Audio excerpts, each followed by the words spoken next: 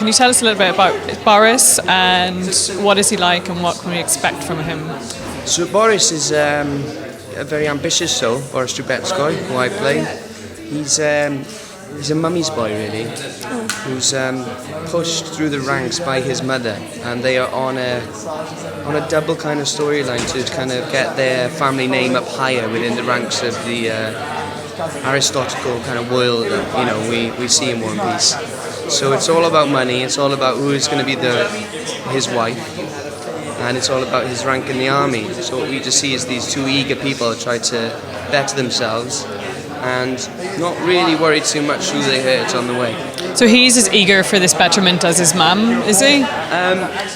He's eager to have a great time. I think he would rather marry someone who's unbelievably beautiful and is a princess and all the rest of it, but his mum's own ego is not going to allow him to do that. Not in his lifetime anyway. And he definitely has love for other women, but has to basically be manipulated and puppeted by his mother.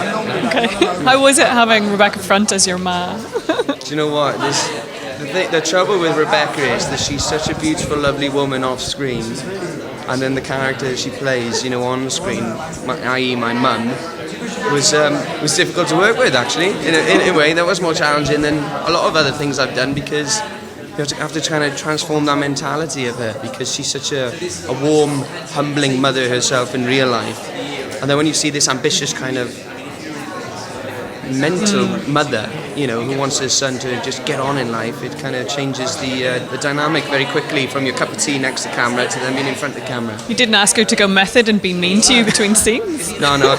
Once maybe or twice she probably barked at me, naturally, but it's all right. This is another period drama for you. Well, I suppose this will be 2016, but we've seen you in Scandalous Lady W. Mm-hmm. What do you think it is about you that says period? I have no idea. I literally don't. It's a funny one, actually. Maybe it's just because that's the scripts that I get taken to as well. Okay. I love being able to transform into a different decade. I love that, and I'm a bit old-fashioned in that sense, and I love the kind of romantic kind of storytelling of different periods in history, and especially if they're based on real facts, then I think it's a lot more appealing then. But I'm not sure why people quite like me doing it. Maybe it's just because I've started a pattern or some sort of fashion with myself that's what I do. I'm not sure, but I think some people would say it suits you. I'm not sure. Yeah. I really don't. I probably beg to differ, but I'm not going to argue. Because I'm having a good time doing what I'm doing. Was there anything particularly challenging or dangerous or daunting that they had you doing? Because you're doing a lot of the war scenes. Yeah.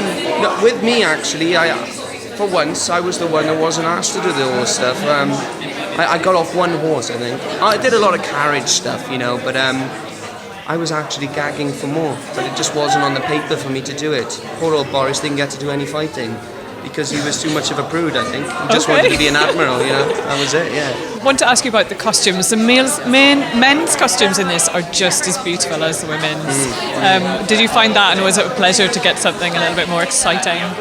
Yeah, I love costumes, when it comes to period stuff, I love the costumes, especially, I like a good suit and all the rest of it, but especially with my character Boris, because he was a bit of a flash guy, he wants to be in the shiniest uniform and all the rest of it.